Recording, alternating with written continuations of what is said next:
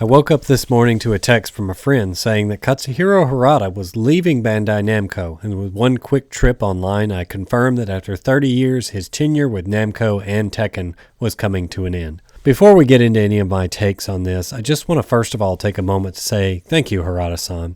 Ever since I played Tekken 2 at the arcade, I have been enthralled by the series.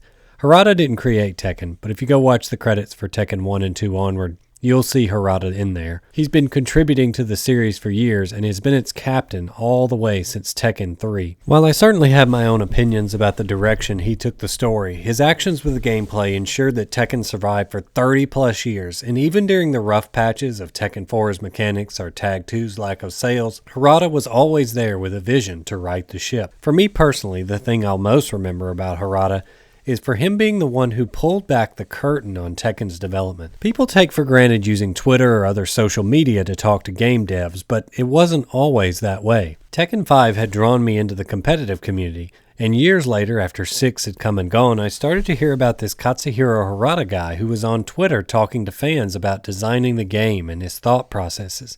It was fascinating to follow him and see exactly what a dev on one of my favorite series was thinking. And I think this is just a good representation of who Harada was and is as a dev. He was always fairly forward-thinking and doing things like using Twitter to talk to fans, while at the same time being very traditional due to his experiences in the arcade era. There's a lot of words there, but all of it is just to say, thank you, Harada-san, for your work on a treasured series. I wish you a happy retirement or on any future endeavors you may undertake. But what does all of this mean for Tekken as a whole?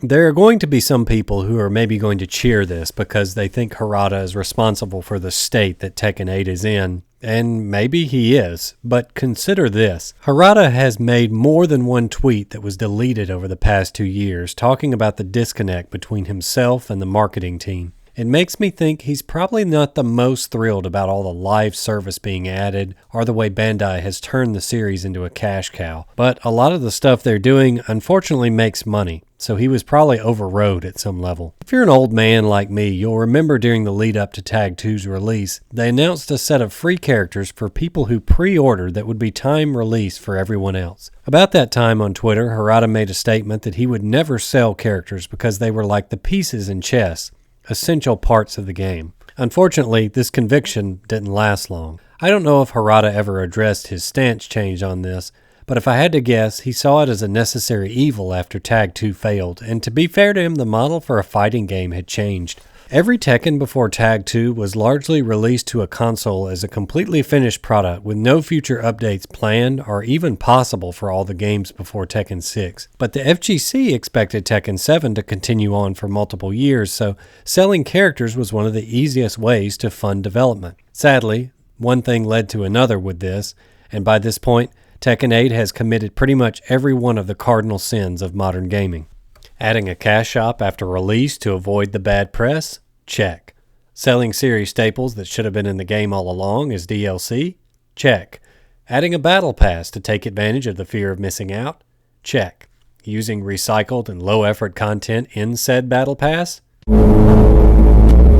Check. Making cringe collabs with community members to promote in-game sponsorships? With no shoes. I see. Not for any particular reason at all. Check. And dumbing down the gameplay to chase a completely casual audience? You got it. I don't claim to know how Harada actually feels about all of this, but with the massive outcry against it from the OG community, his leave here at the end of Season 2 seems a bit too coincidental. So if you're cheering Harada stepping away as a good thing because you don't like where the series is headed, wait till you see what marketing does to this game when someone who doesn't have Harada's clout is the one trying to hold them off. One of the company's most experienced Tekken devs, if not the most experienced Tekken dev, is about to walk out the door. The man who brought us DR, 6, Tag 2, 7, all those games we look fondly on today is about to no longer have any input. If you think whoever steps up next is going to wake up one day and say, let's return Tekken to the difficult but rewarding game it was 20 years ago, then think again. I mean, Michael Murray defended a tracking hell sweep on Twitter because he thought you should just duck and block it like you do all other unseeable lows. This is who you have left. And before the game came out, Nakatsu was out there evangelizing the heat system and talking about how it allows you to break out of pressure and create your own. This is Tekken now. The old one is gone. Will I log on and play the game again at some point in the future? Absolutely. But will I get burnt out again because the game I remember isn't there anymore? Also very likely. I was really hoping Armor King would change things for me, but once I got Armor King, I realized what was so disheartening about Tekken 8. The loss of character identity means that everyone is starting to play the same game. But hey, stranger things have happened. Maybe Season 3 is going to ride in here and fix everything.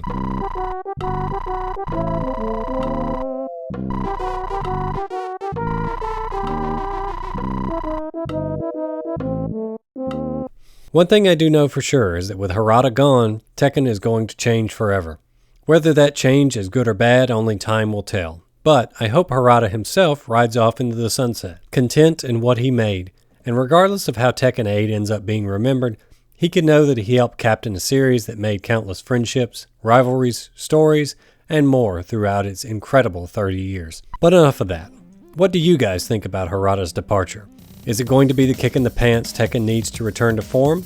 Or is the series doomed to become Fortnite Fighter Champion Edition? Let me know what you think in the comments, and I'll see you next time on the Trinternet.